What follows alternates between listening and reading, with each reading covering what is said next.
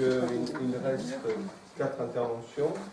Celle de Jacques Cotta, qui n'est pas présent ici, mais qui nous a envoyé un papier pour le livre, que je vais lire pour lui.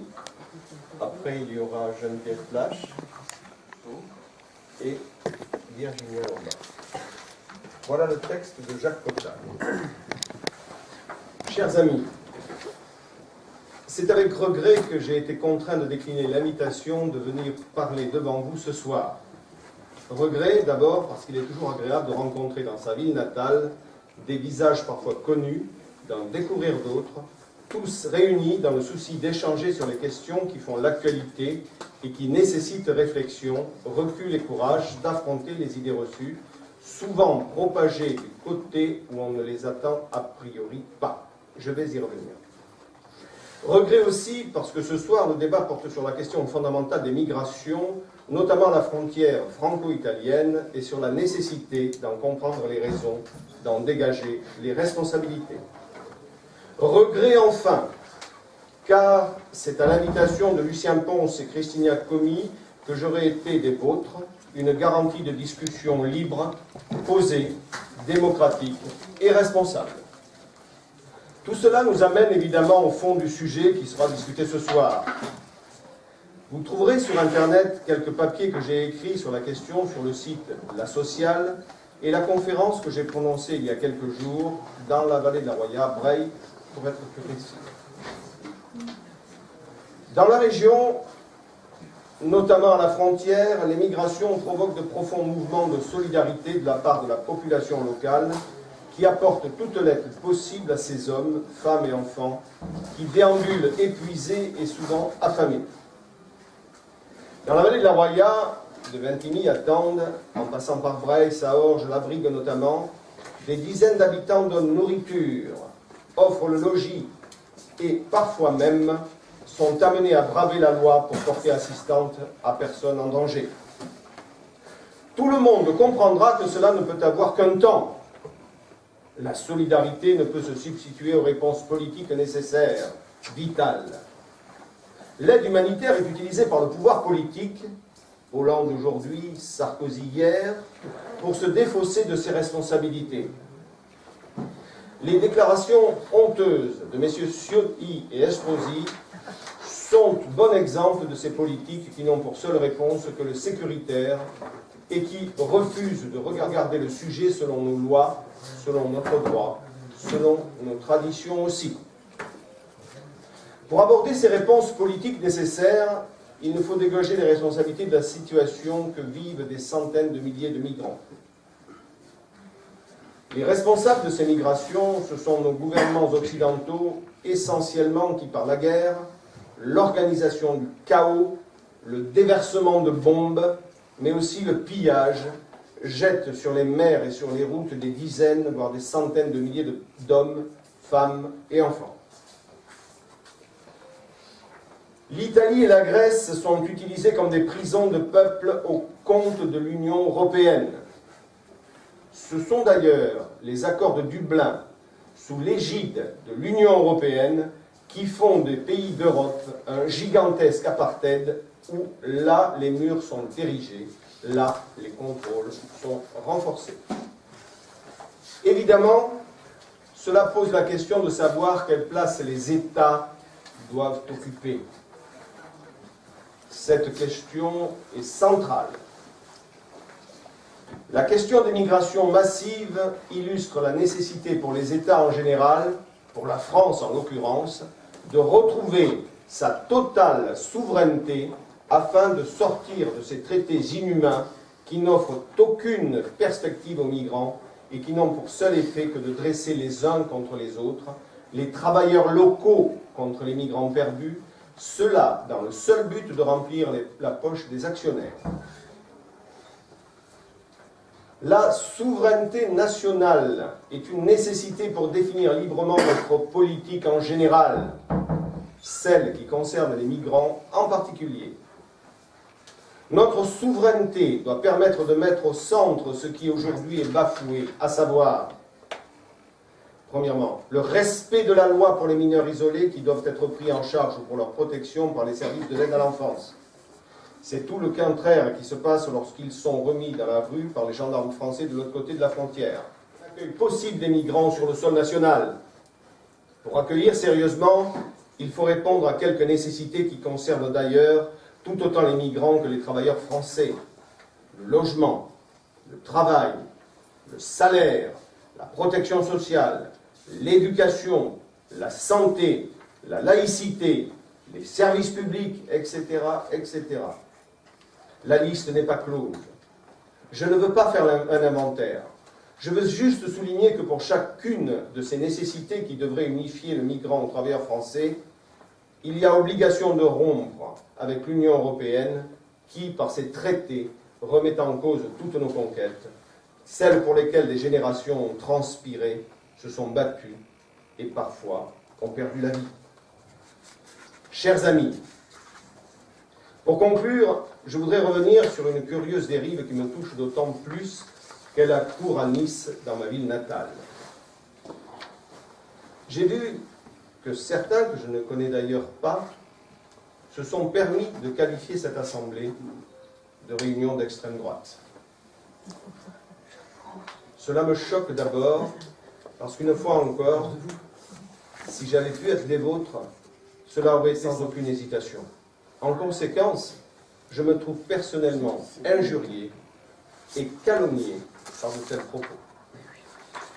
Mais cela me choque et me révolte, car l'utilisation de l'injure sert toujours à interdire la discussion libre et démocratique. Les affirmations non étayées, non fondées, non argumentées relèvent de méthodes étrangères au mouvement ouvrier et démocratique. Extrême droite? Mais pourquoi? Il serait interdit de parler des nations? Il serait interdit d'évoquer la souveraineté? Je fais crédit à ceux qui utilisent la calomnie de le faire sans vraiment réaliser l'ignominie de leurs propos. Je leur donne crédit de ne pas comprendre ce que sont la nation, la République, la souveraineté. Et s'ils le veulent, je suis tout à fait disponible pour venir débattre de ces questions librement et démocratiquement, car dans le contexte, il serait absurde et politiquement suicidaire de laisser précisément à l'extrême droite le monopole de la nation et de la souveraineté. Voilà ce que j'aurais aimé développer si j'avais pu être des vôtres. Pardon pour la longueur de ce message et bonne conférence, bonne discussion. Jacques Cotta, le 29 novembre 2016.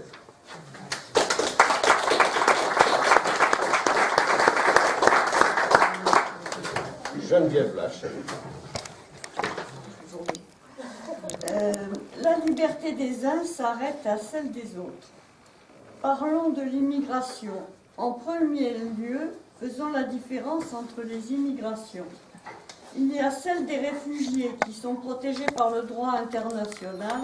À cela, nous avons le devoir de nous soumettre à ce droit comme membres de l'ONU, admis au Conseil permanent de sécurité, grâce au général de Gaulle et à la France libre, ainsi qu'à la Résistance et à Jean Moulin.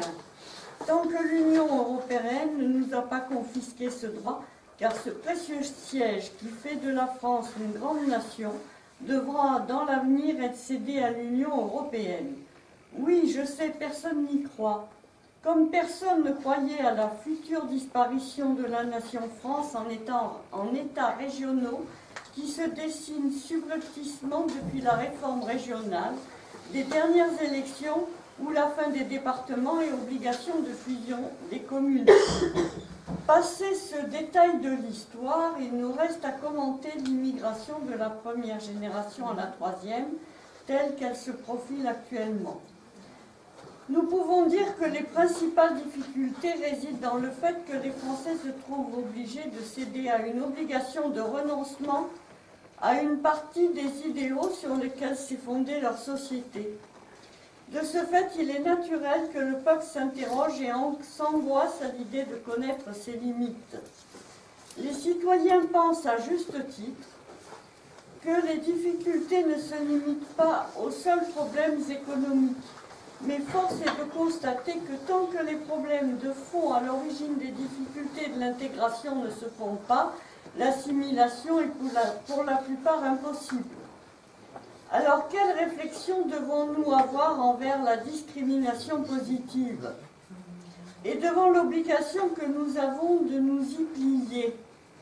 Si on y réfléchit bien, ça a été une solution à effet pervers qui a amené le communautarisme et qui fut totalement contraire à l'idée d'une France une, indivisible et laïque.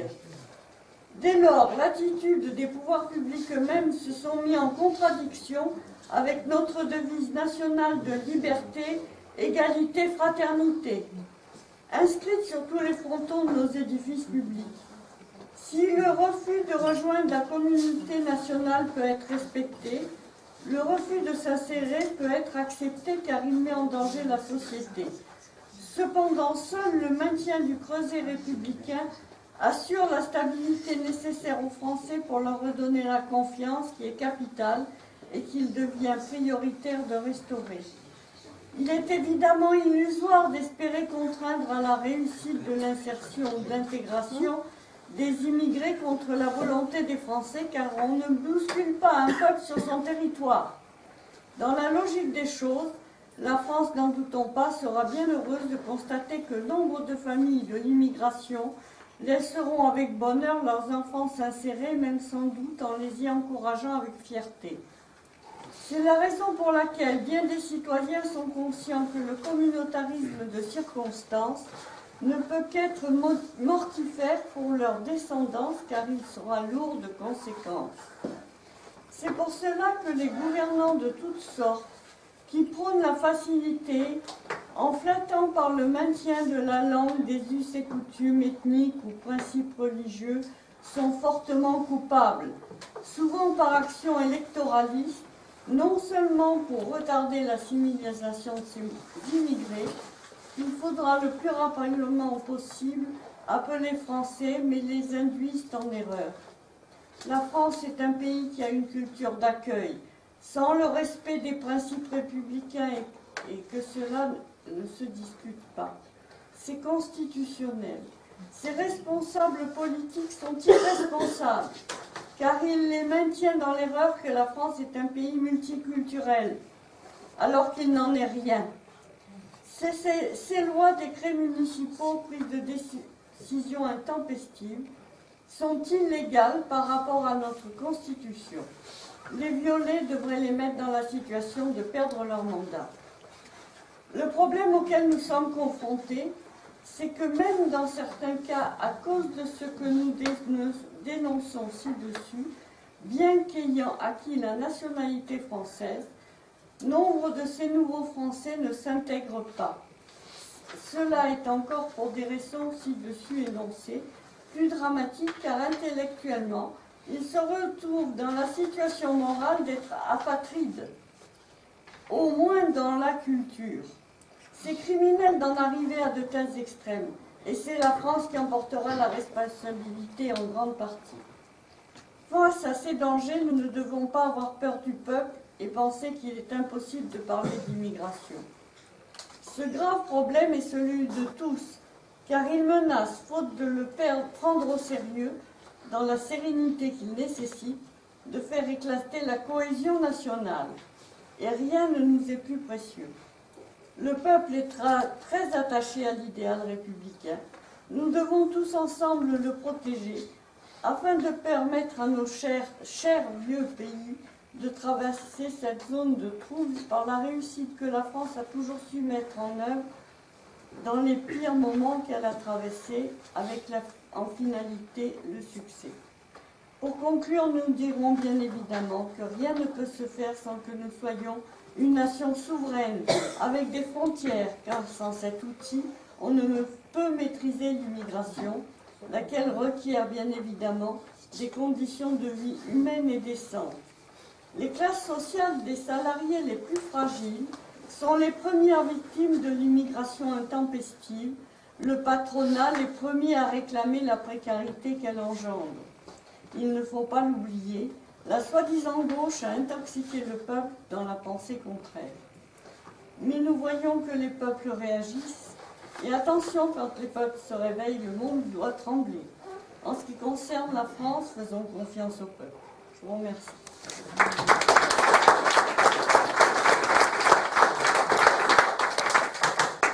Daniel Bousseau.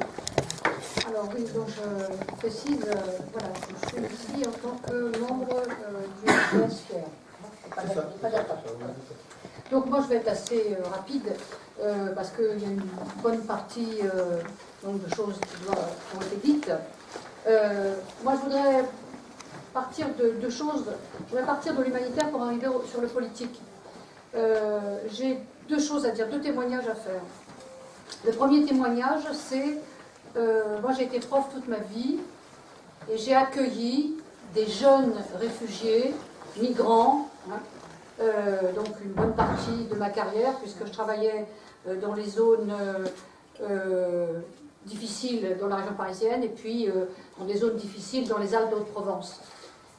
Et j'ai toujours été frappée par la cassure, la douleur que représentait l'arrivée des familles chez les jeunes en France.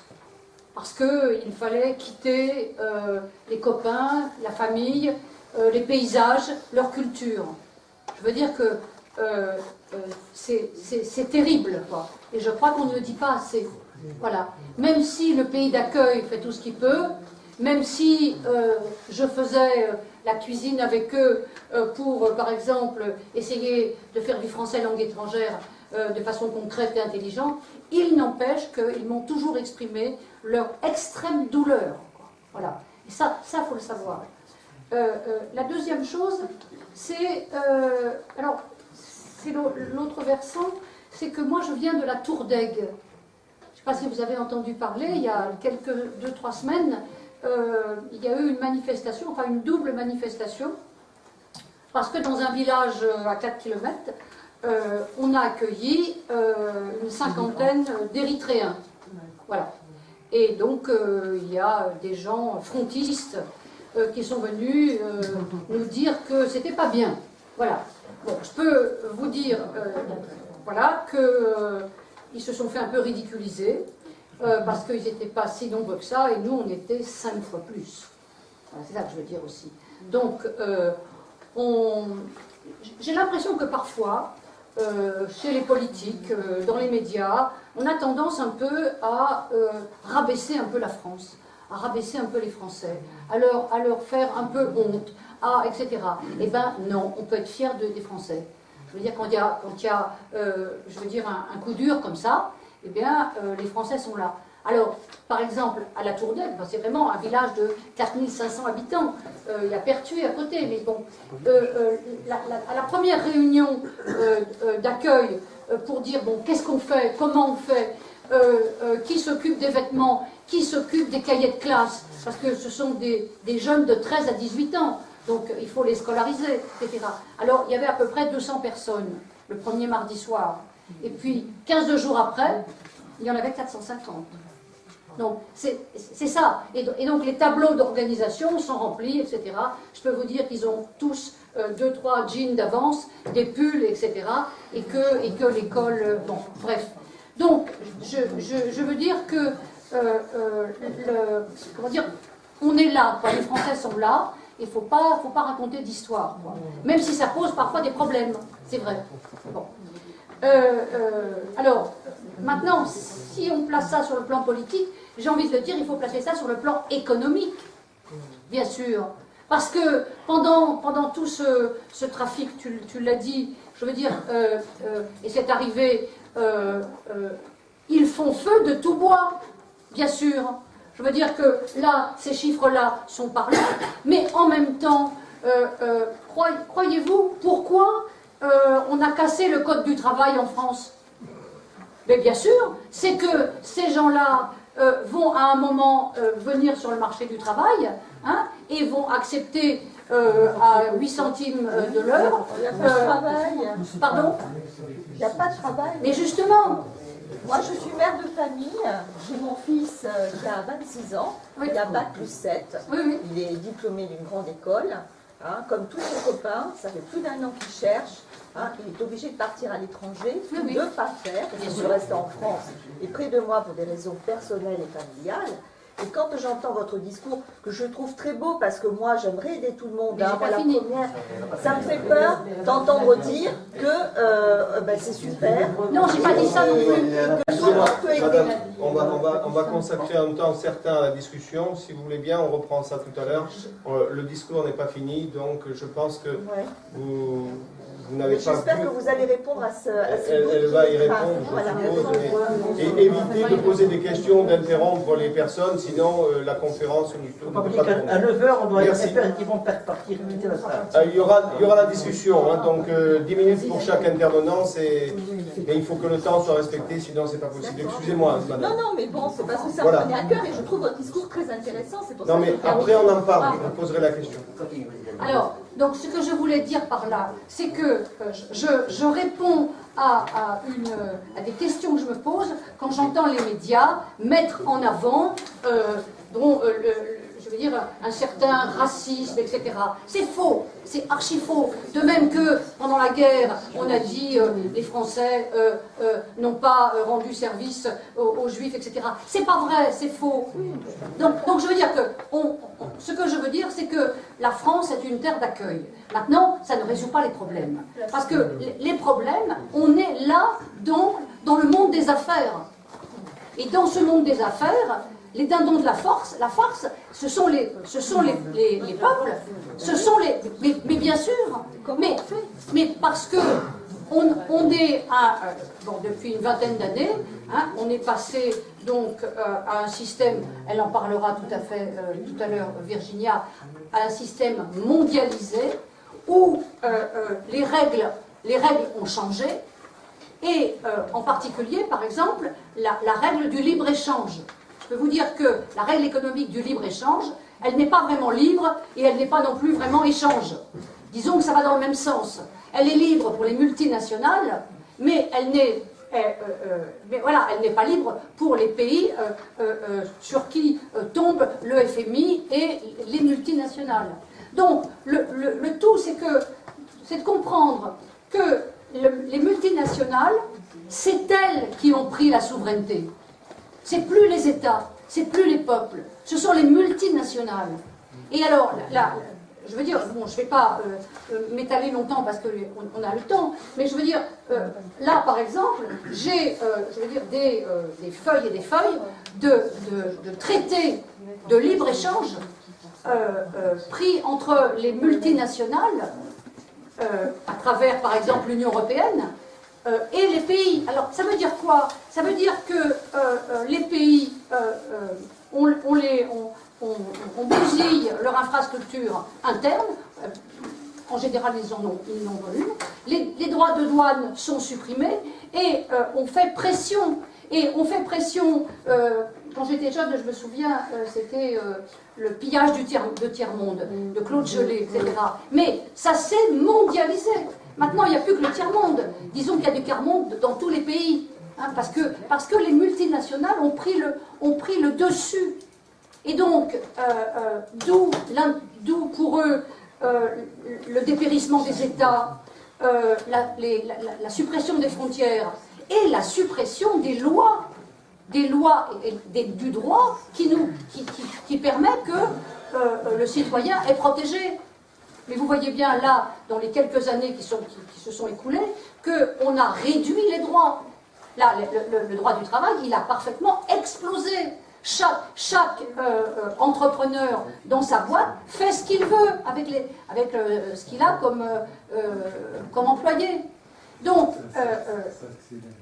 il y a des solutions. Parce que c'est pas le travail qui manque, c'est l'emploi. Parce que rien que dans les services, regardez comment montent au créneau aujourd'hui les hospitaliers, comment montent au créneau les enseignants, ou les policiers. Donc je veux dire qu'il y a des solutions, elles sont politiques. En fait, il faut déplacer, la souveraineté qui a été, pris en otage par les multinationales. Il faut que les États rejouent leur rôle d'État protecteur, important le mot protecteur, et redonnent aux citoyens leur souveraineté et leurs décisions. Donc, elle existe. Mais on ne peut plus vivre dans ce monde ouvert où les multinationales, on va à la perte des peuples. Et alors, petite parenthèse, parce que c'est exactement le traité qui est en train de se jouer en ce moment entre l'Union européenne, nous on ne nous a pas demandé notre avis, hein, entre l'Union européenne et le Canada, les États-Unis, puisqu'il y a 500 filiales qui sont déjà au Canada. Donc, mais c'est ce traité de libre-échange qui va finir par complètement, je veux dire, achever le peuple français, mais le peuple allemand, mais le peuple italien. Je veux dire, aujourd'hui, il y a plus de pauvres en Allemagne qu'en France. On est dans un régime de paupérisation généralisée. Donc là, on n'a qu'une chose à faire, hein, c'est que les États-nations récupèrent leur souveraineté. Voilà, je ne vais pas vous dire plus.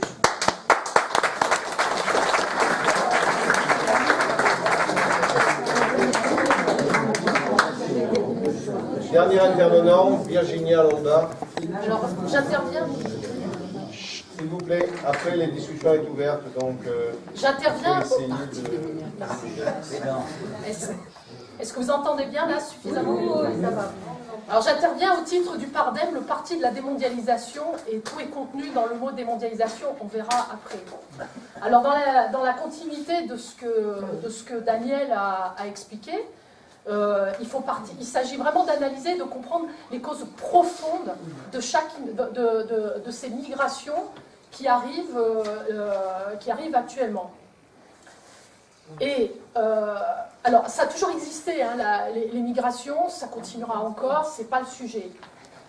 Il semblerait quand même que là, il y ait une intensification, et il y a toujours des constantes au niveau des causes.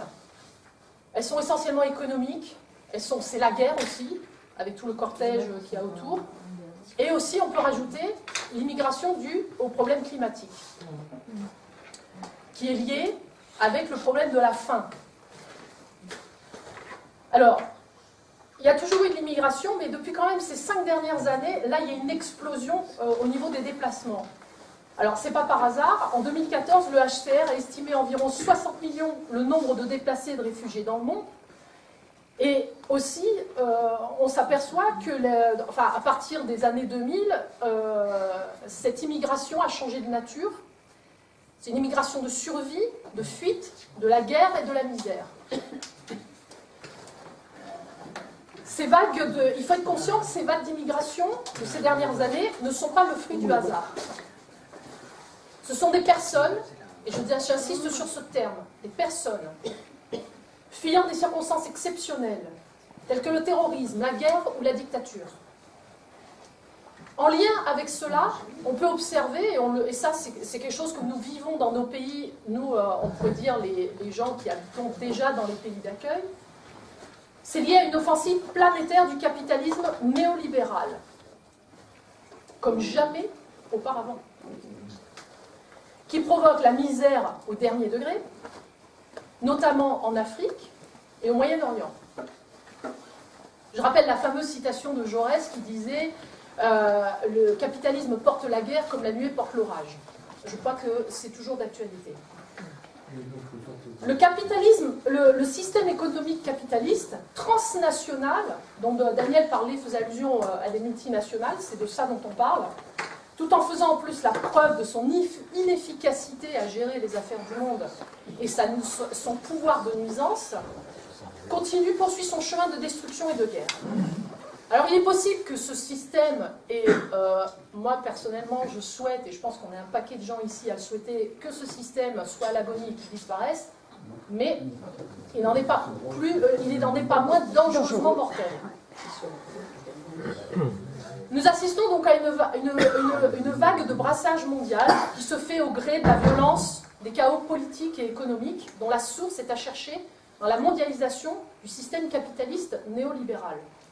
J'insiste bien, la mondialisation néolibérale.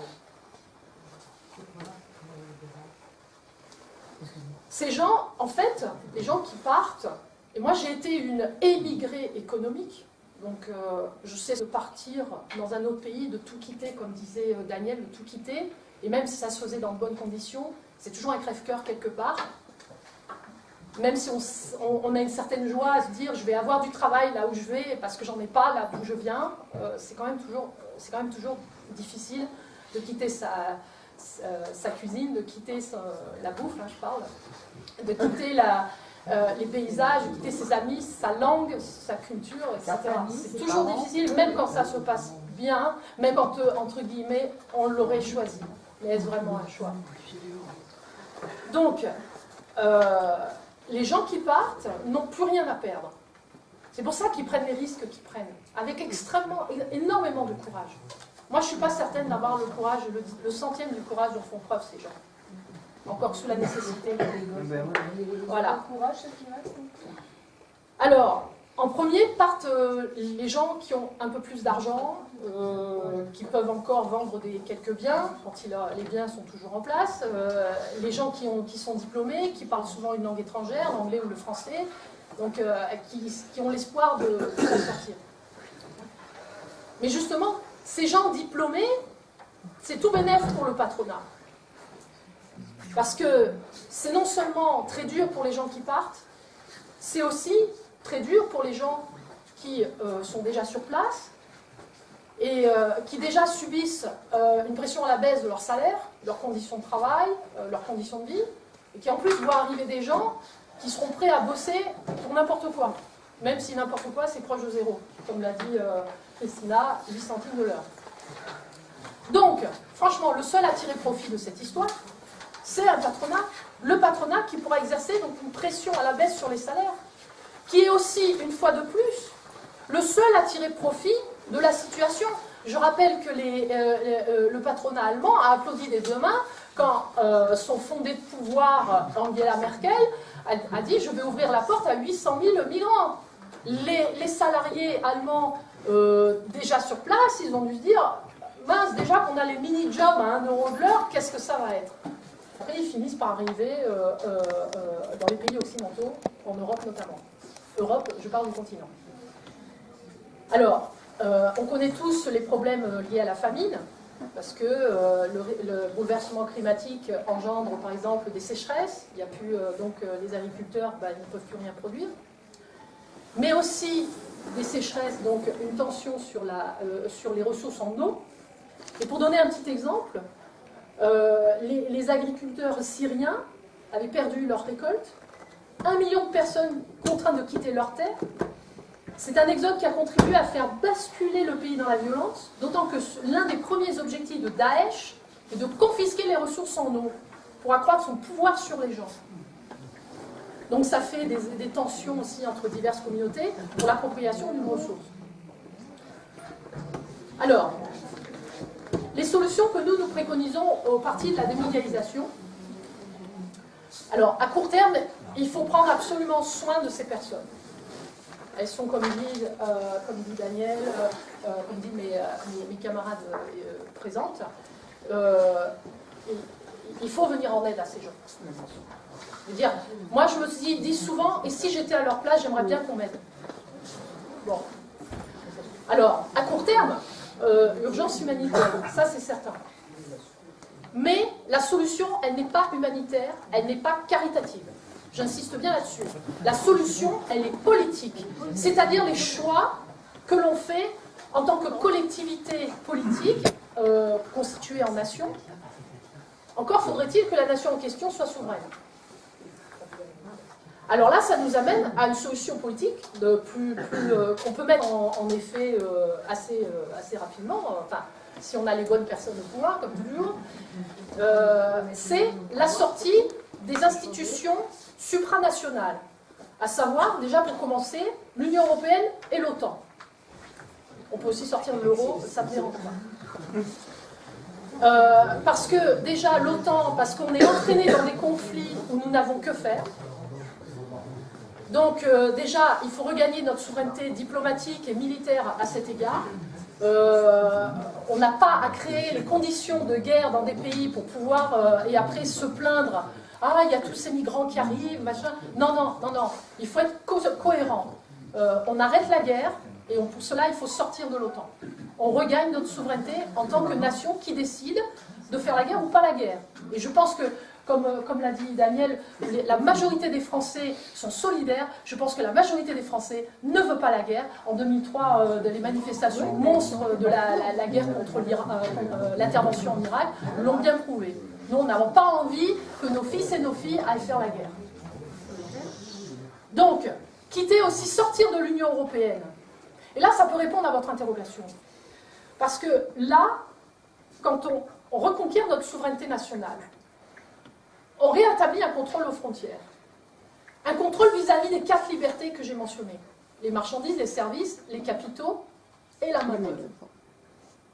Donc ça va loin. Ça nous permettrait de réindustrialiser notre pays.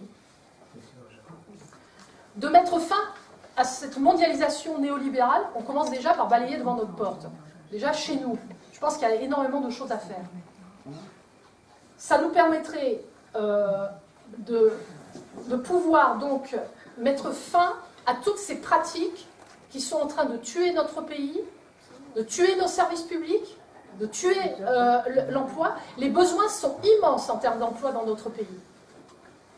Et on nous dit il n'y a pas de travail, mais c'est pas vrai, il y a du travail, tellement les besoins sont immenses. Il n'y a pas d'emploi, c'est pas la même chose. Et l'argent n'est pas mis au bon. Mais si, l'argent, il y en a.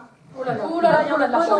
Oh là là, pour sauver les banques, il y a eu de l'argent. Absolument, je suis d'accord là-dessus. Donc là aussi, il convient d'assécher, d'organiser même le dépérissement de la bourse et de toutes ces multinationales. Déjà chez nous, on n'a pas besoin d'attendre ce que les autres vont faire ou pas faire.